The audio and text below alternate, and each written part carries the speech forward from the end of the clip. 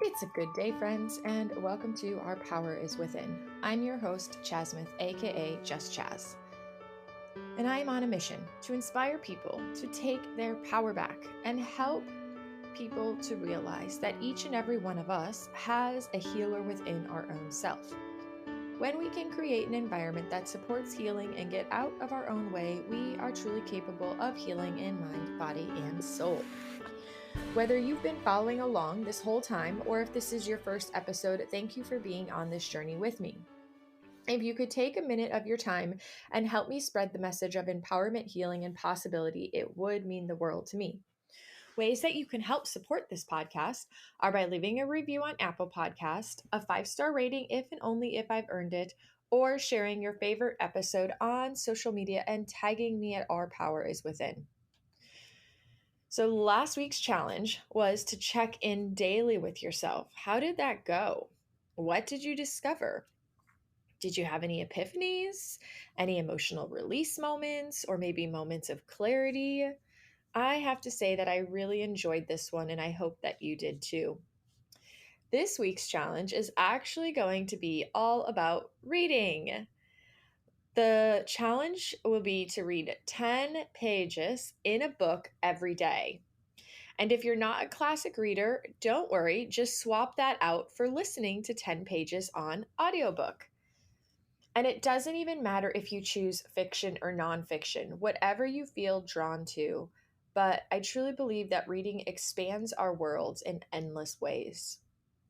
There are millions of amazing books that we can learn so much wonderful information from. Perhaps there's a topic that you've been really eager to learn about. So rather than hopping from website to website to website, grab a book, get cozy, and focus on one thing. Alternatively, maybe it's been a really long time since you've given yourself permission to just sit down and get lost in a story. And there are millions of beautiful, fun, amazing, adventurous, and inspiring stories out there for us too. If you are ever lost on what book to grab and you need some recommendations, do not hesitate to reach out to me because I literally have lists, you guys. Nonfiction, fiction, whatever you want. Tell me what you're looking for and I'll help you find it. Have fun. 10 pages a day. Let's start with 7 days. The challenges are always weekly, but how awesome would that if we extended this one? In a month, you'd read 300 pages. That's pretty wild. Our guest today is Sam Led with Sam Led Consulting.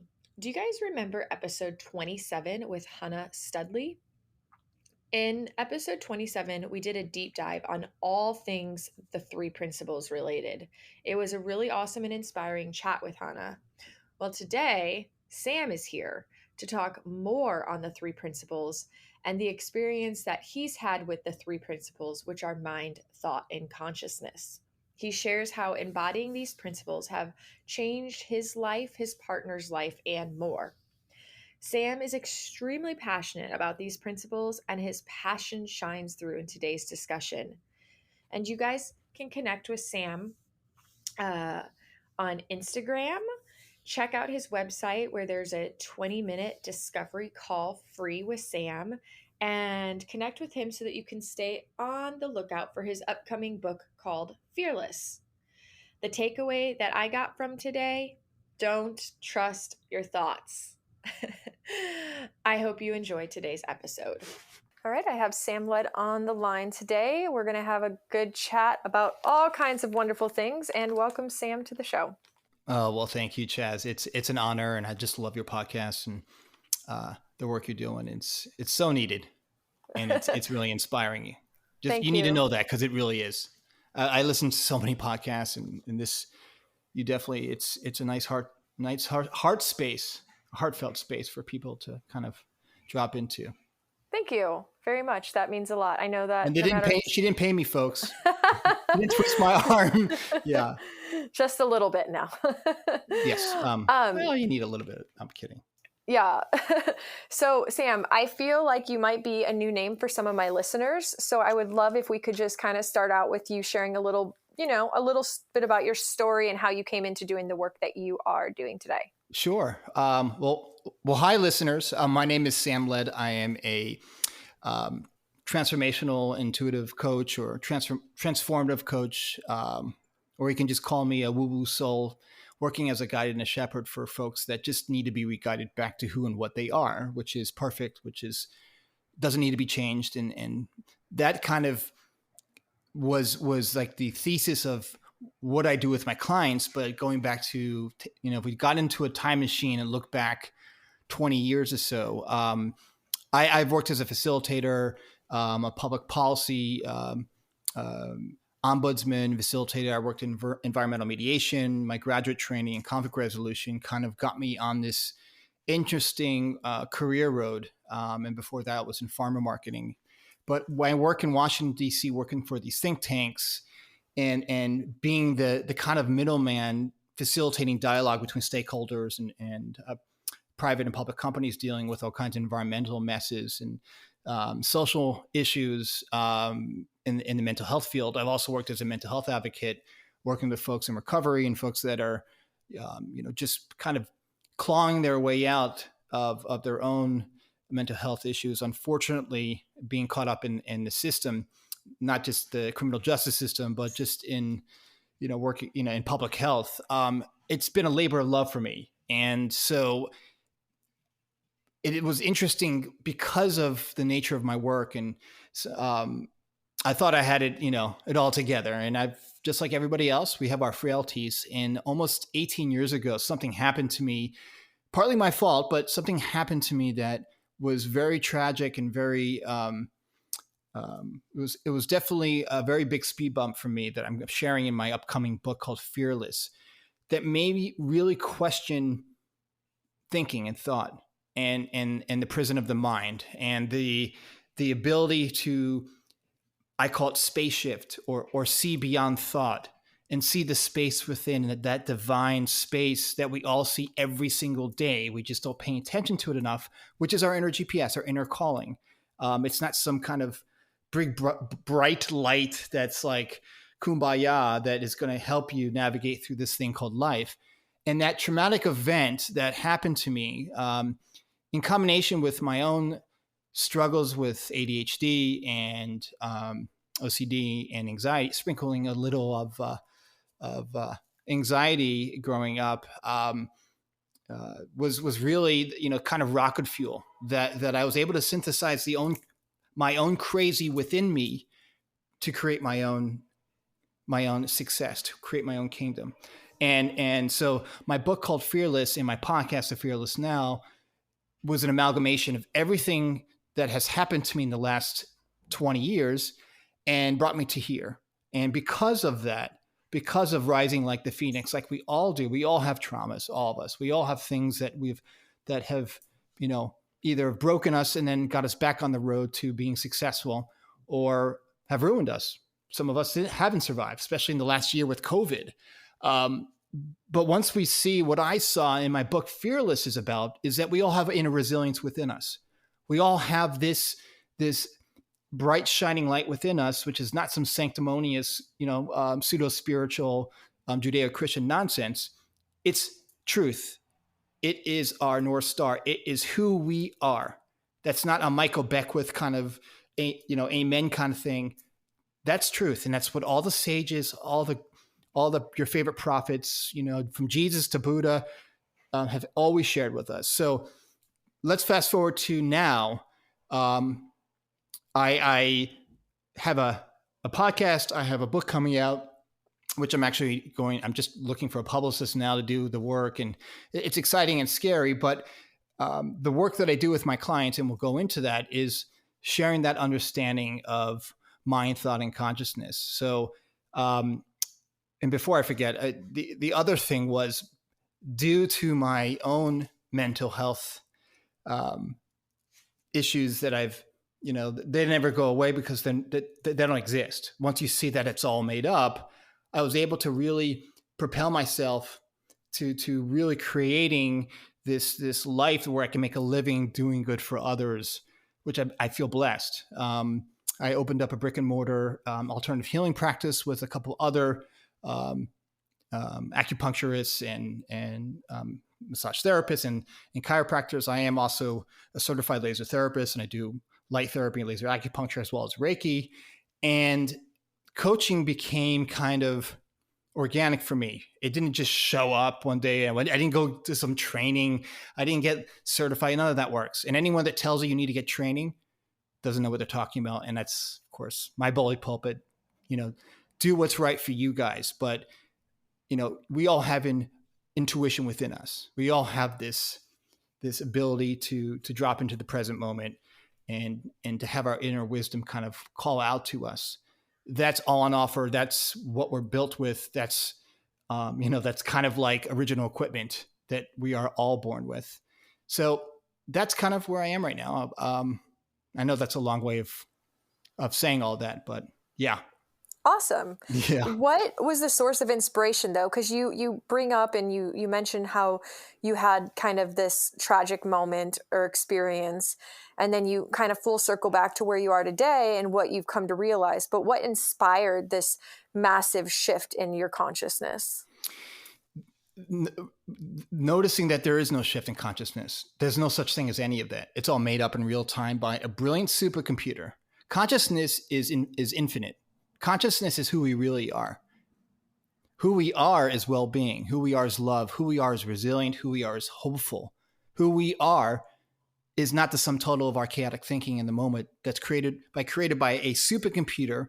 And we all have this supercomputer called our brain, but we all have different laptop computers up here. And just like a real computer, it has an operating system that glitches.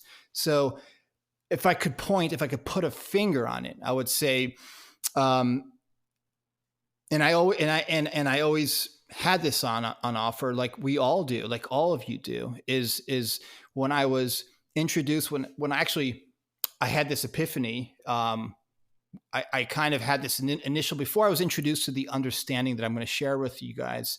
I developed this technique, which is now not a technique. It's an understanding called space shifting.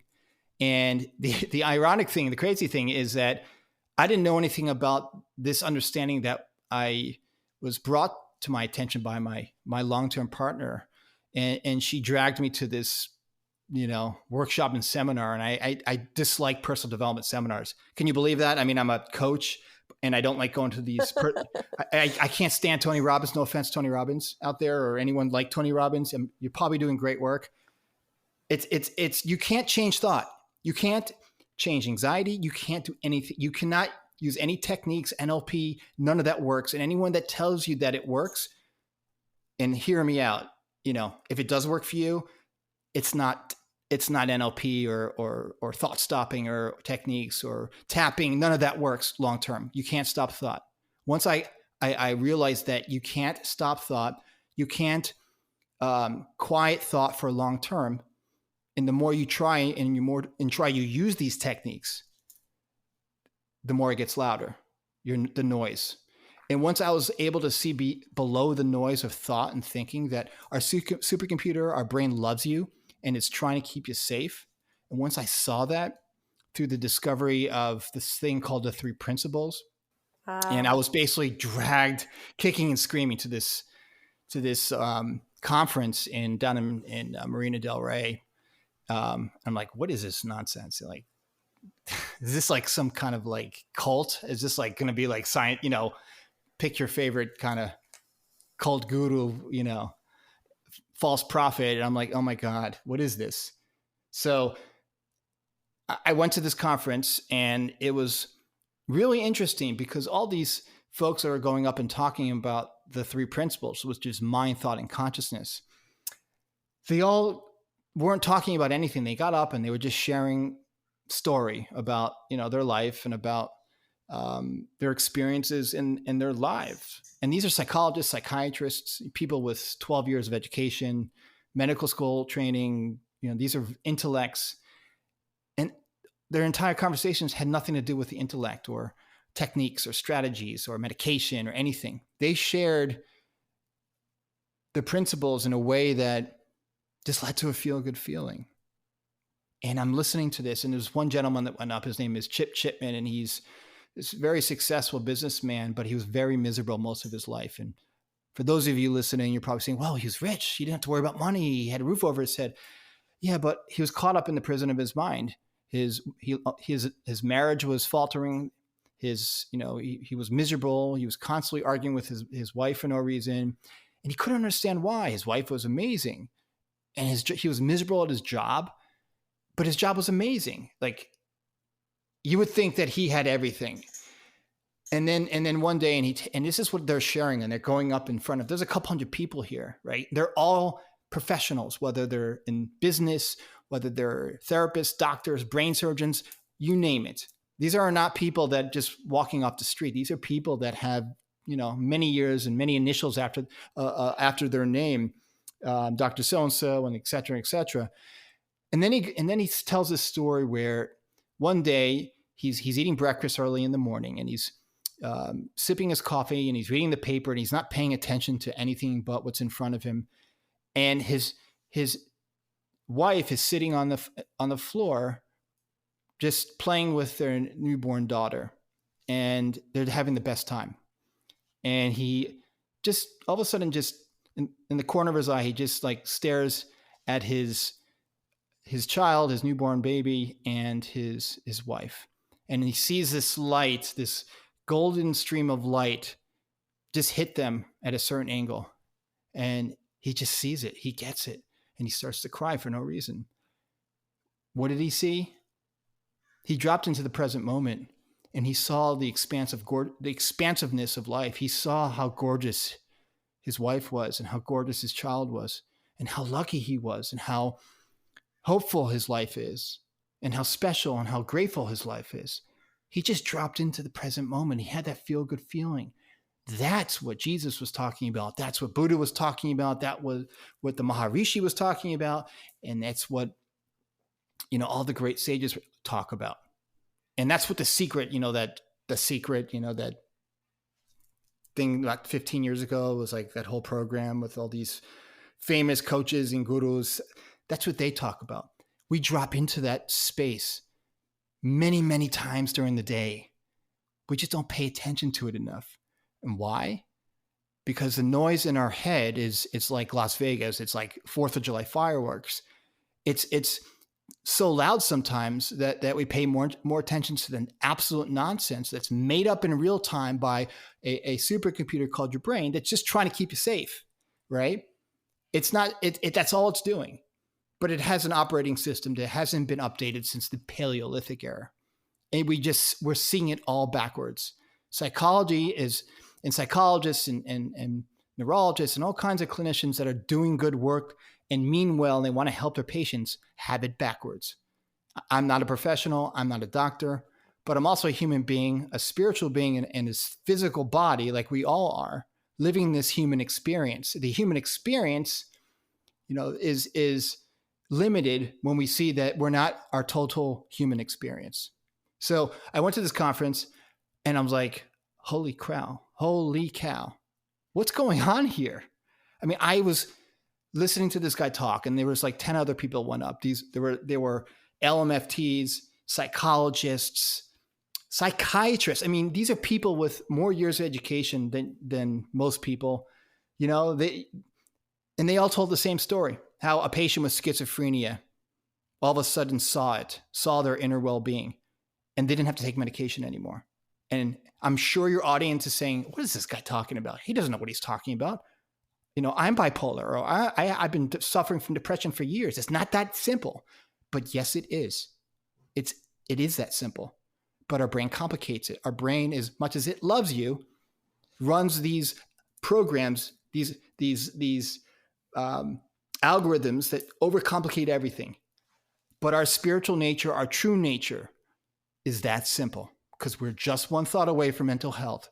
We just don't pay attention to it enough. And if you don't believe me, well, go to church on Sunday and sit in the back of you don't have to be religious. In fact, you don't even have to believe in God, but just sit in the back of the church or your synagogue or your mosque. Sit quietly.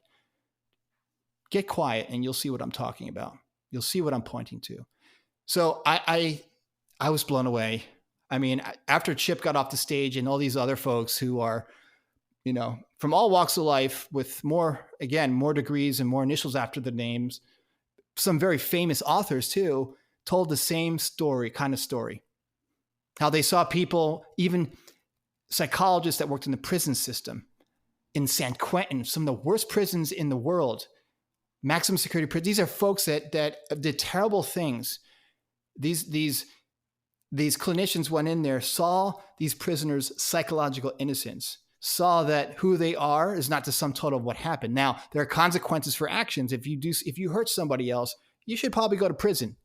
But at the moment when they committed that crime, they were kind of operating from a level of thinking that they thought was best for them.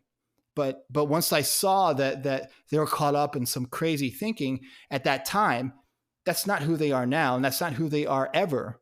And once we see that, we are free. So if prisoners felt freer than people on the outside, or prisoners felt freer that were serving life terms versus the prison guards and the prison staff, and how is that possible? Well, it is possible because we have everything backwards, and we've been doing this because of our own conditioning.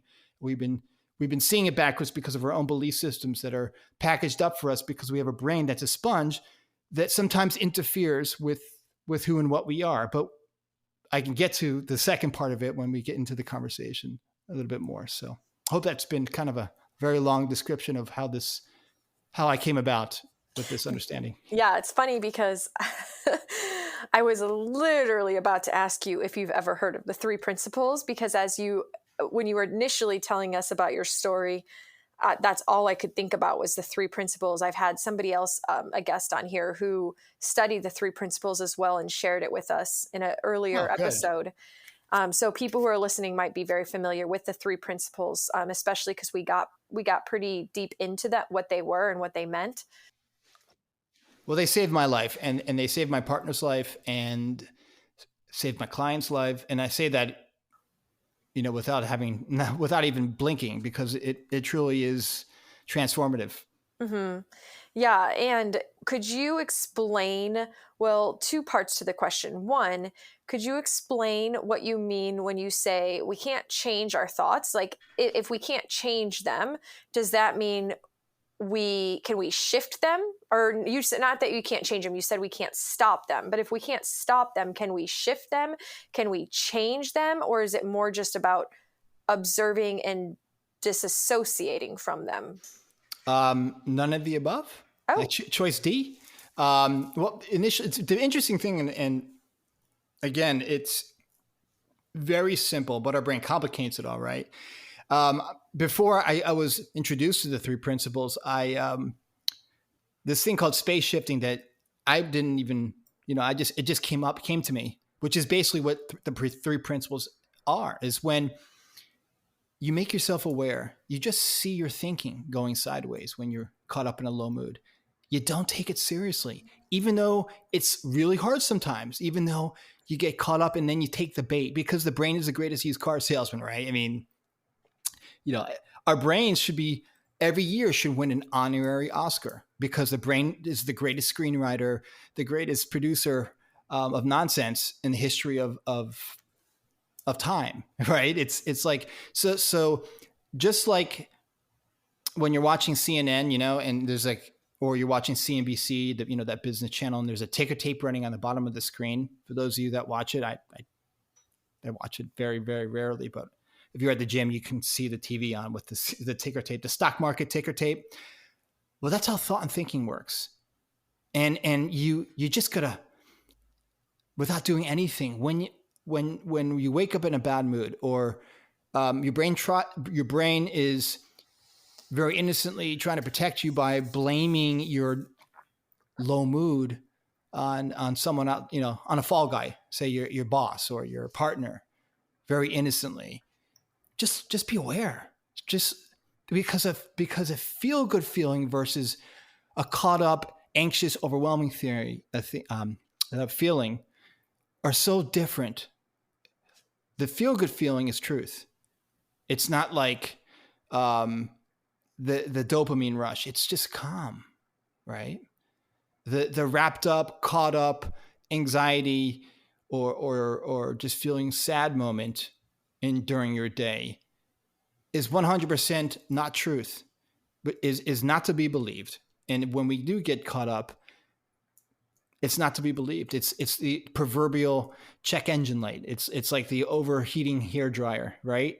The fuse, when you have an overheating hair dryer, especially like a 3-star hotel, it blows the circuit breakers for a second. You can't use it because it's a cheap hair dryer. Well, that's the same thing how our brain works, and our brain glitches all the time because it's just like any operating system in a computer. But once we see that, like the perfect design of the system working as it should, there's nothing to fix, but our brain's gonna glitch, and it's just thought moving through us. It's kind of like thunderstorms moving through us. Our thought is like weather, and we're kind of like the sky. And once we see it that way, we don't take the bait so much. Now, we're all human, right? We all living this human experience. But once we see that our human experience is not anxiety or panic or overwhelm, when there's no saber-toothed tiger running after us, when it's just a lot of work we have to do during the day, or a boss being critical of our work, or whatever it is, we know that that's not who we are. It's momentary. It's going to move through us. And if we really see it, we don't have to take it seriously. We can just kind of like see it as the observer, that it's not real. It's not who we are. And it's going to move through us, and it's going to settle like it always does. We have a system that's perfectly designed to settle thought. We don't have to do anything. Even if it's uncomfortable, even like myself, who's suffered in the past with panic and panic attacks, before I would do like thought stopping techniques. And every time I would do that, or like do like, or imagery, or positive imagery, or counting backwards, or, all I do would that didn't work. It just made the volume louder. And if you can just see, it's just your mind kind of going tilt for maybe a couple minutes. The more you see it, the less it is a big deal, and the less it's going to have a negative impact on your daily existence. So the more you're being aware of it, the less you're being attached to it. Like just aware. Yeah. Just like it's like label it like, oh, there goes my mind again. It's out to the races. It's going a little cuckoo for Cocoa Puffs. And the other liberating thing about this is that, you sometimes might get caught up and take the bait, and that's okay too. Like, you're going to go crazy now and again in your thinking, not like crazy, like in, like straitjacket crazy. Your mind's just going to go crazy. And sometimes we feel really insecure, and we take the bait. Like, that's okay too. Like the other day, someone cut me off on the freeway, and I just didn't get a lot of sleep the night before. And I got really angry. I got really angry at the driver. My brain tried to blame that guy for my low state of mind, my low mood. But then I saw it, and that's okay too. We're going to have those moments, but the more you see that that's okay too, the less it becomes a big deal, and the less it has less it is so handicapping for us. So you want to see it without judgment. Completely. You got it. How does somebody differentiate being an awareness of thought versus what's known as toxic positivity? Oh, I love that question. That's a great question. Well, let me like unpack that. Toxic positivity. I don't think that exists. I don't think positivity doesn't exist either. It's a made up narrative that we all make up. That's made up by coaches and the est movement of the 1970s. I think our default state is just calm and hopeful. Like when I think of positivity, like it's like, was it Stuart Smalley? And I'm dating myself in the 90s. I'm good enough, I'm smart enough, and gosh darn it, people like me. That's what I think of toxic positivity. I think you just got to look at how the things are designed, that the system is designed perfectly. And now perfectly doesn't mean that it's, you're not going to have your lumps. You're not going to have difficult times, but the difficult times in terms of when we're really feeling our thinking, when we think that we're feeling this way because we have no money in our bank account, or because our partner left us, or that our dog is sick, it's okay to feel our thinking.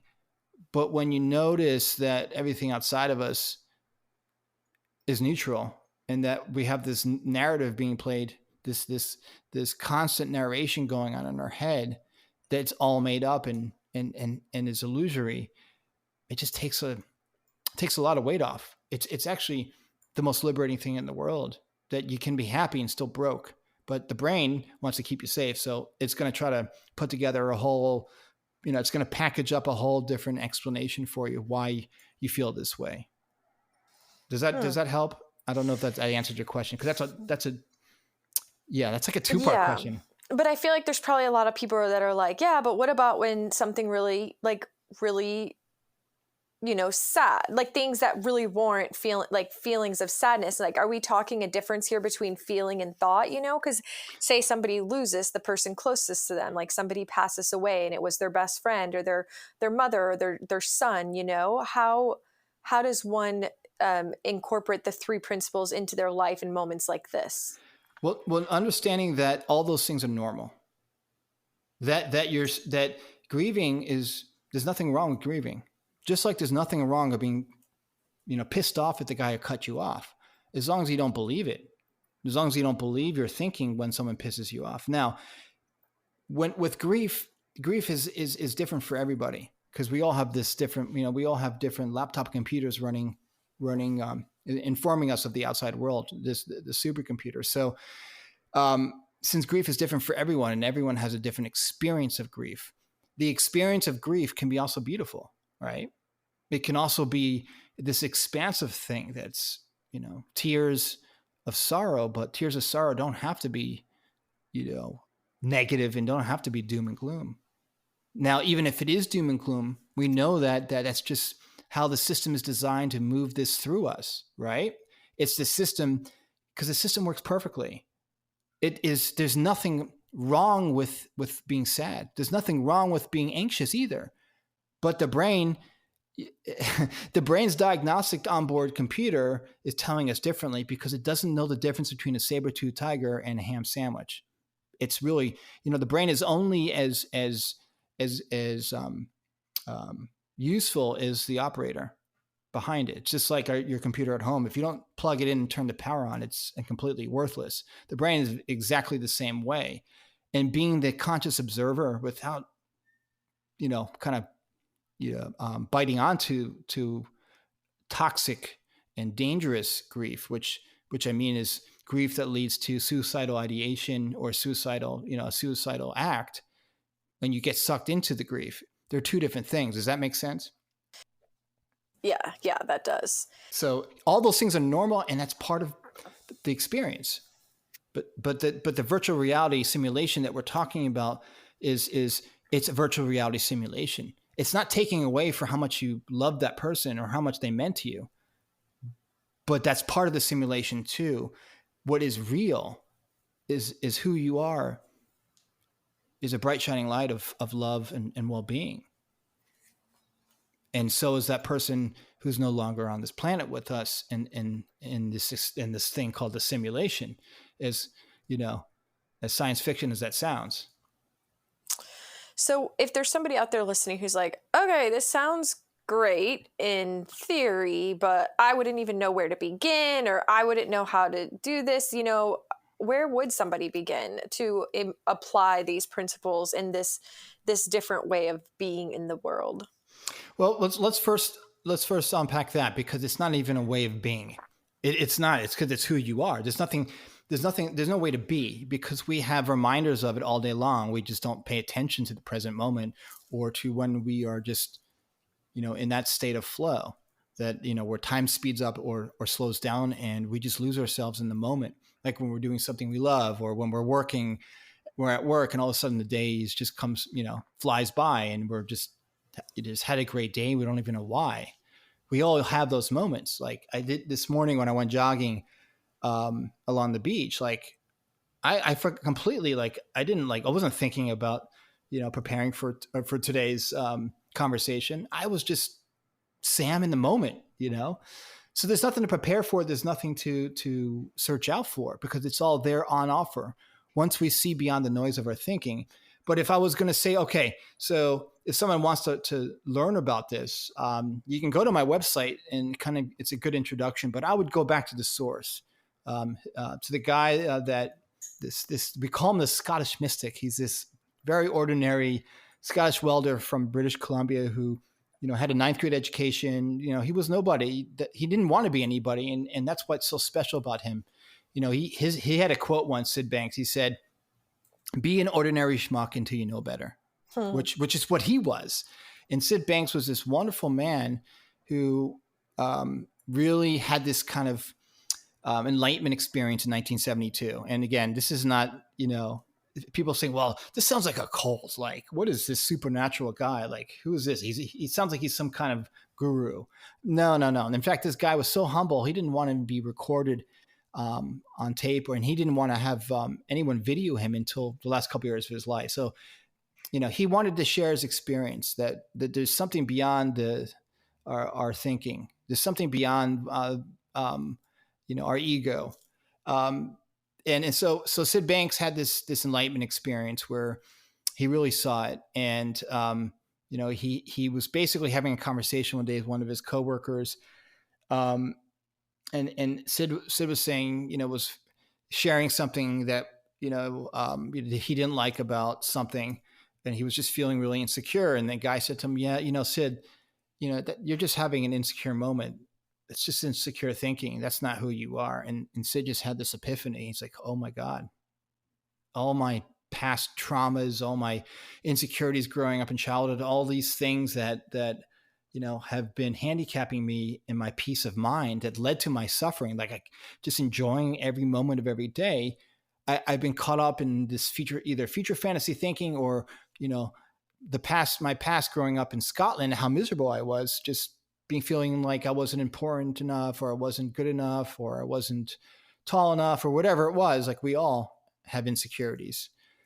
Like, he didn't have to believe that nonsense. Like, it didn't matter. What mattered is right now that we all have mental health on board.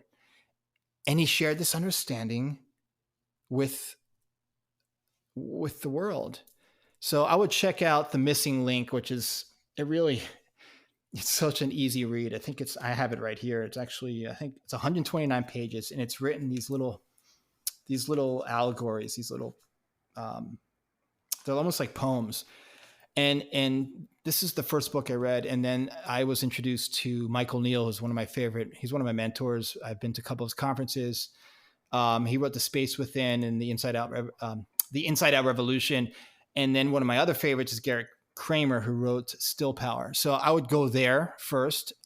And the beauty of this is that this is not these are not techniques, or, there's nothing to change within yourself. There's nothing to fix. There's nothing, no tools to learn. In fact, it's the complete opposite of that. So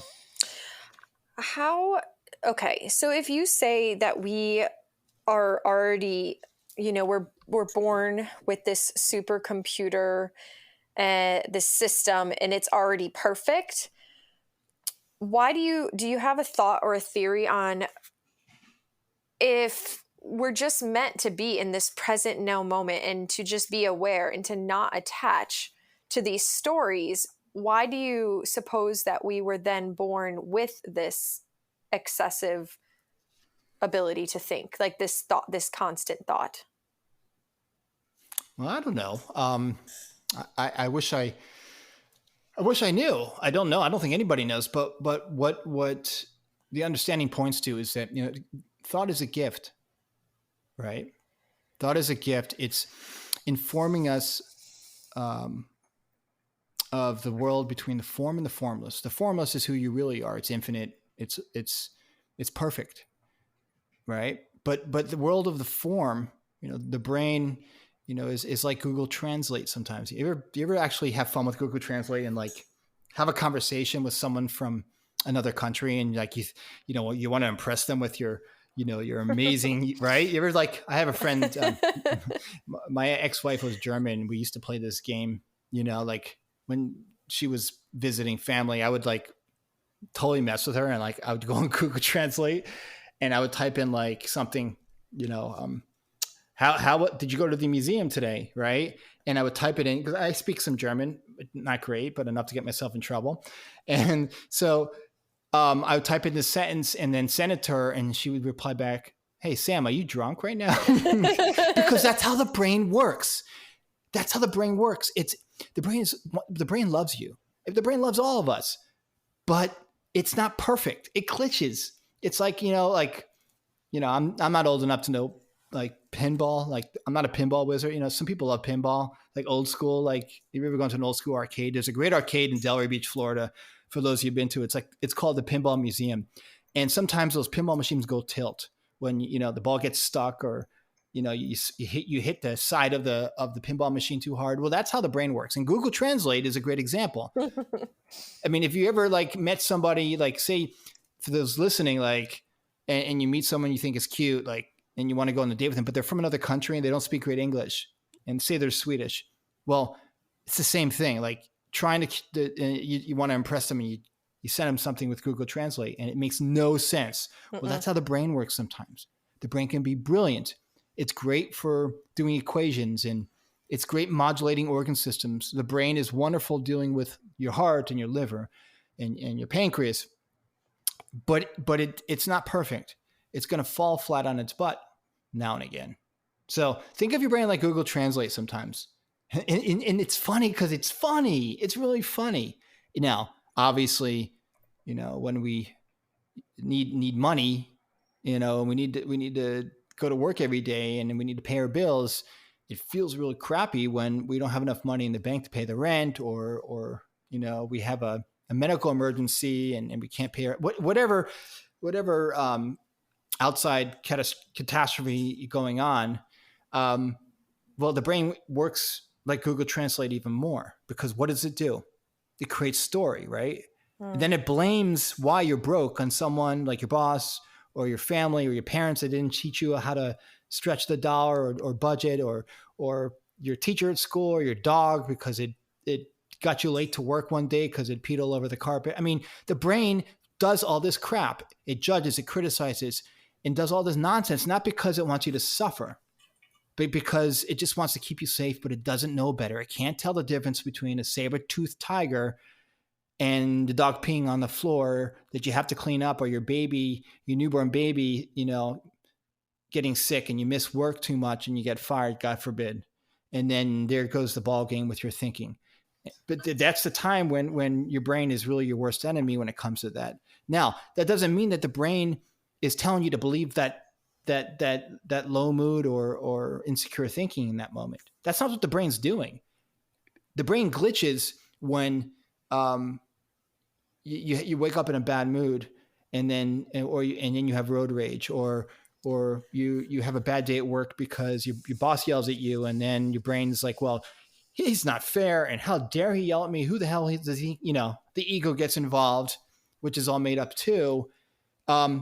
You're just caught up, and you're just caught up in that moment. But what leads to suffering, which is so unnecessary, is actually believing at that moment what the brain is trying to do. The brain's just telling you to pump the brakes and slow down. It's not telling you to believe in that moment what the brain is blaming for why you're feeling that way. Okay, or blaming yourself, like, you're a loser because you can't keep a job down, or you're a loser because you're overweight. Whatever it is, doesn't matter.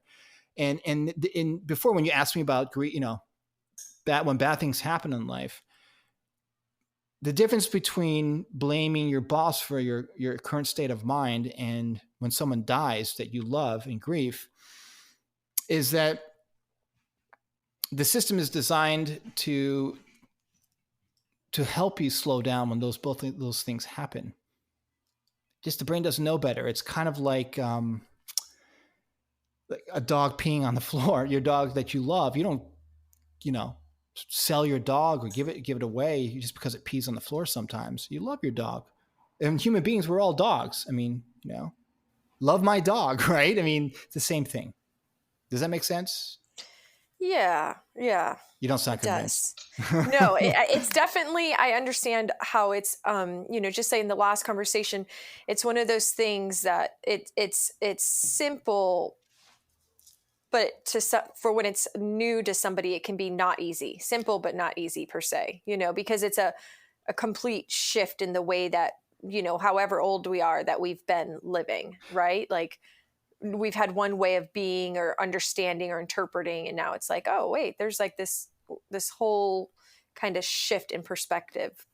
Well, it's actually, if I may give you an example of this, it's the brain creating a narrative. It's us creating story around something that's happened to us, and then there's the hard stop and period when we say, yeah, but no, hard stop and period, because our brain is overcomplicating it. Because the brain, that's what a brain does.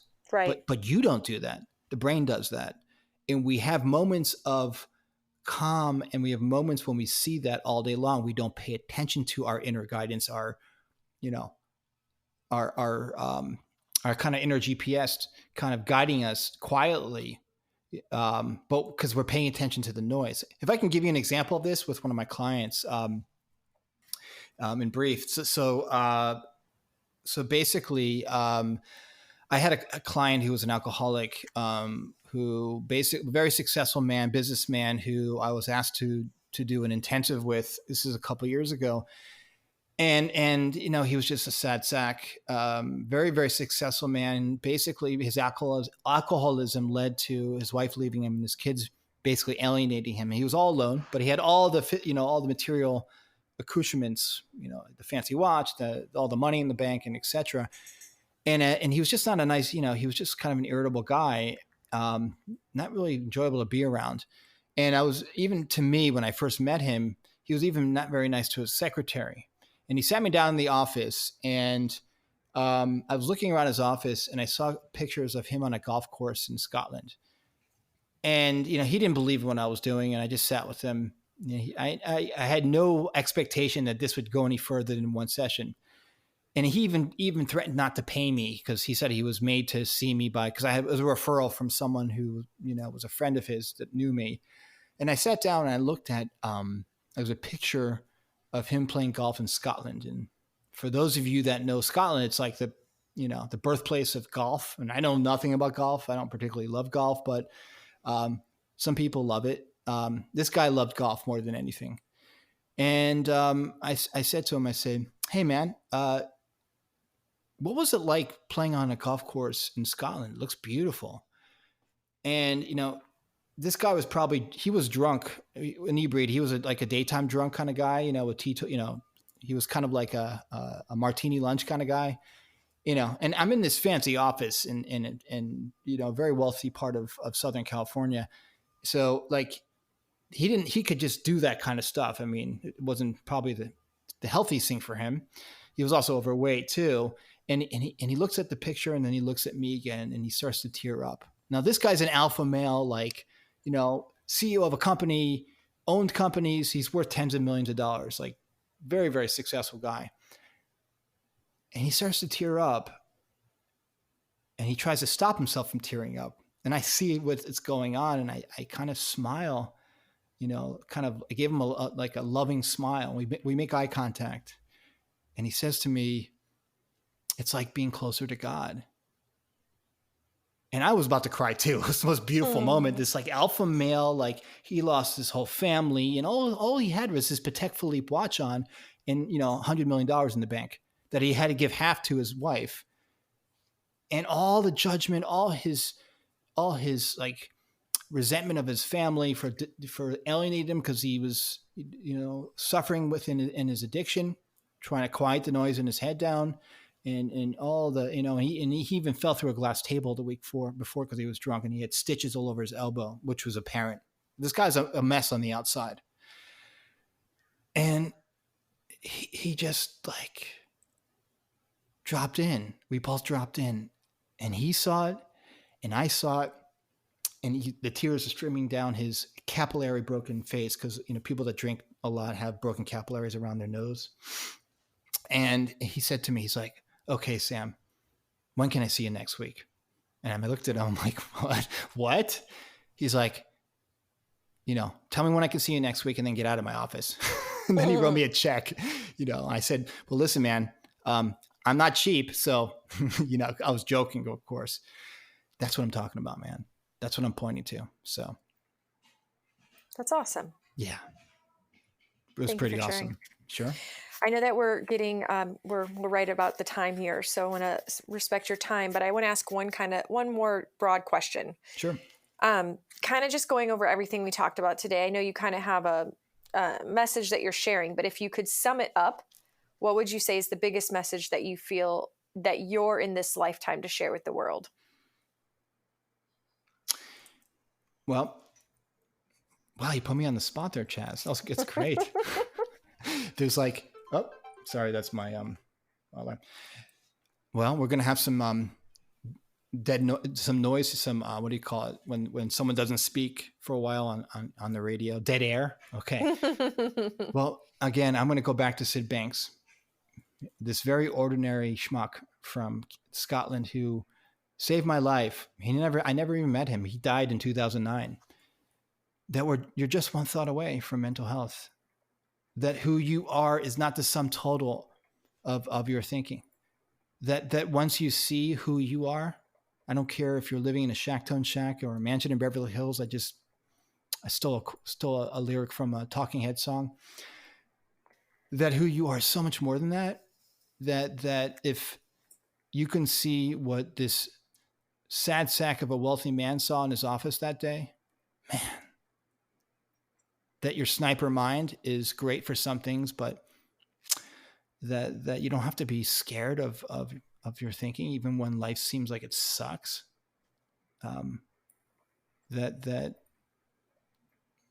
when we point to the fact that when we have those moments during the day of utter peace and quiet, that's where all the creative stuff comes. That's who you are. That there's nothing to fix, nothing to change. Who you are is perfect.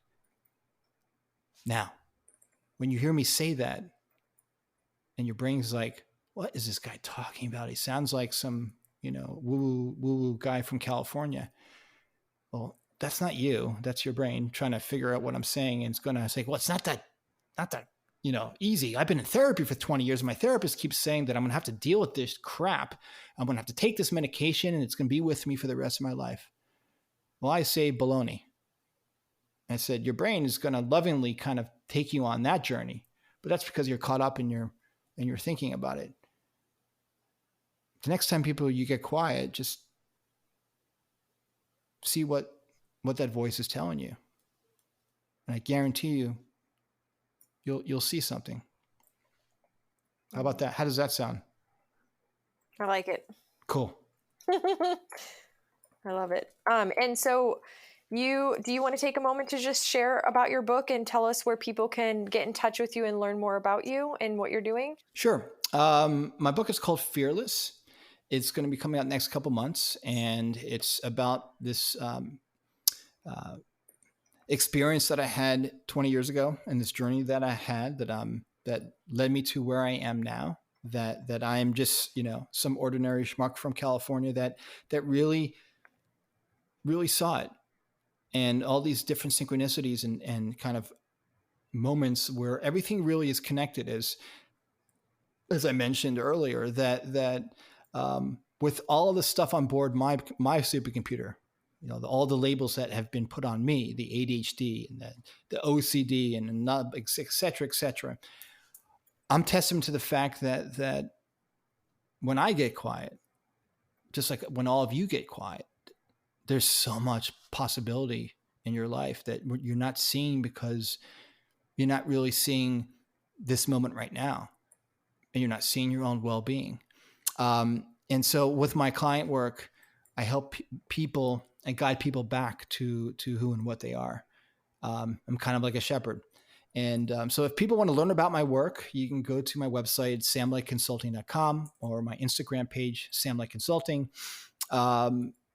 And I'm just excited to share the book. And very soon, I'm actually going to be doing a complete publicity blitz in the next couple months. I just actually retained a publicist out of Chicago. I'm really excited about working with, and yeah, I'm just a guide repointing back people that to who they are, and really it starts with a conversation, and we take it from there. And once you see that every technique that you've learned, every strategy you have learned, every modality that you have learned is complete nonsense. And I say that with all love and respect, because if it does work for you, great, but it's not going to calm down your mind. It's, you can't stop thought.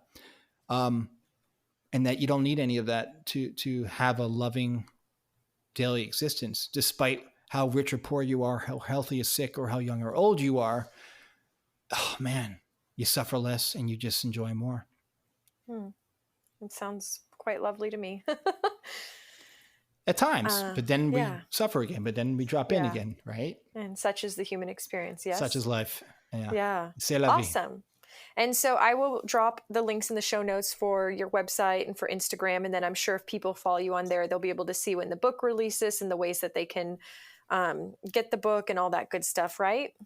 Yes, that's right. And Awesome. I'm just so honored to be on your podcast. You're doing some amazing work, Chaz, and it's an honor. And thank you for having me on. Of course. Thank you for being here. I feel like we have, all these beautiful messages need to be spread wide and far. So it takes all of us coming together to be able to share these messages. And that's right. And you're incredible. You're a conduit in your own way. And I see good things. So keep it up. Thank you. And thanks for being here. And thanks for doing what you're doing. Thank you so much. Thank you, friends, for being here, and thank you for taking the time to share this episode or your favorite episode with your friends, or do a review on Apple Podcast. If you have a message or a story that you want to share, do not hesitate to reach out to me, and happy reading! And until next time, you guys know the drill. Make this week great.